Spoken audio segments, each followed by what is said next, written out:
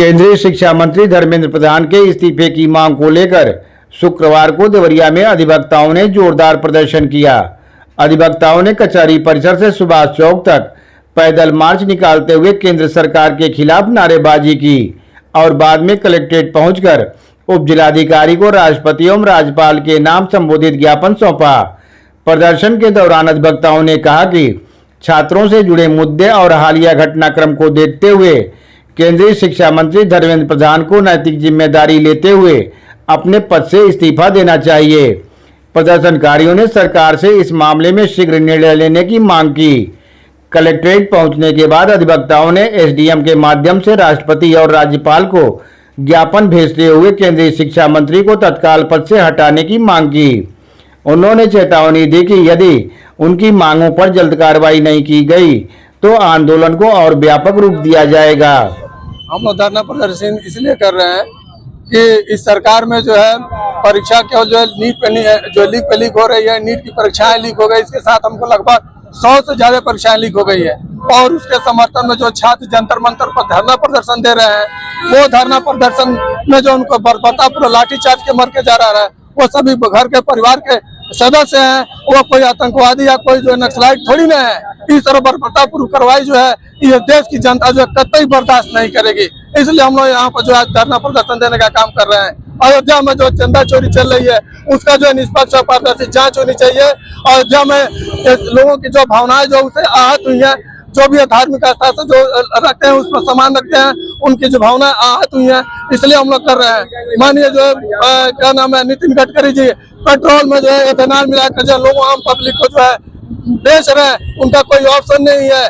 क्या नाम है नितिन गडकरी जी ने कहा था अगर हम एथेनॉल मिलाएंगे तो क्या नाम है हम 15 रुपए लीटर पेट्रोल देंगे, लेकिन 15 रुपए लीटर पेट्रोल की तो बात छोड़ दीजिए, वो उतने रेट में दे रहे हैं और उनकी अपनी खुद की कंपनी है और वह कंपनी जो है मात्र उनके बेटे की कंपनी बनाई एथेनॉल की 18 करोड़ की कंपनी है 1 साल में, और 5 साल में वो जो है 28 गुना वृद्धि करके 500 करोड़ कमाती है। आज तक भाजपा सरकार ने जिन किसान का जो है 2 गुना नहीं कर पाई ये 14-15 साल में, और वह सरकार जो है एक कंपनी को जो है 22 गुना प्रॉफिट देती है। ये कहाँ का न्याय है? सब ये अधिवक्ता बंद इस पर जो है नाराज है, अपनी जो है इच्छा व्यक्त करते हैं। साथ ही साथ एसएसपी जो है मेरठ में जो अधिवक्ता के साथ जो बर्बरतापूर्ण कार्रवाई हुई है उस कार्रवाई के खिलाफ जो है हम लोग लामबंद है। ऐसी जो है कार्रवाई के खिलाफ जो निष्पक्ष जांच होनी चाहिए और एसएसपी जो है मेरठ को जो है दंडित करने के जो है व्यवस्था करनी चाहिए। ओम प्रकाश यादव, हम इस संघ के अध्यक्ष हैं। केंद्र की जो भाजपा साथी सरकारें हैं उनकी वजह से आम जनता को आज न्याय नहीं मिल पा रहा है, न ही छात्रों को न्याय मिल पा रहा है।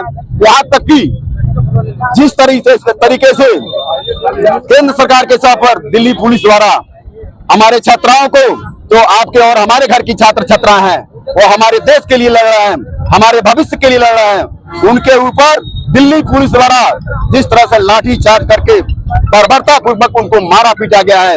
आज जनरल डायल जो अंग्रेजों की शासन काल में जनरल डायल गोली चलाया करता था, उसकी शासन आज याद आ रही है। ये हम लोग की प्रमुख मांगे हैं कि धर्मेंद्र प्रधान तत्काल प्रभाव से इस्तीफा दो। और दूसरी बात यह है कि जो नितिन गडकरी है भारत के पेट्रोलियम के मंत्री हैं, उन्होंने एथेनॉल मिलाकर ये भारत जैसे देश में जो विकासशील की तरफ से अग्रसर है, बहुत बड़े पैमाने पर केंद्र सरकार के साथ घोटाला हुआ है।